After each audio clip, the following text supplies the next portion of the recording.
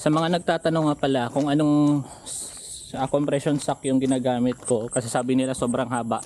Sumusuporta kasi ito sa binti, kung saan para to sa mga katulad ko na baguhan. Kailangan suportahan yung binti kasi sumasakit yan kapag matagal na. Hindi naman yan katulad sa pro na parang ano na sila, sanay na sila. Tayo na mga baguhan, kailangan talaga to. Kasi kapag tumatakbo ka na nasa 5 km pataas, umaaray na yung binti mo.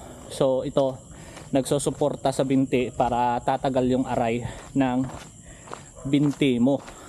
So sa mga naghahanap ng ganito, super worth it niya, tsaka mura lang. So napaka-effective talaga. Tested ko na siya, pang ilang gamit ko na to. And ngayon, naglalakad ako ngayon kasi meron tayong operasyon sa paa, which is sumakit siya. Kasi ilang araw tayong hindi nakapag-training. Pero as my experience sa ganitong klaseng compression sock ay sobrang worth it niya.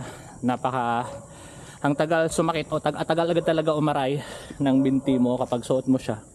So sa mga naghahanap nito ulit, nilagay ko lang dyan, check nyo na lang. Good evening.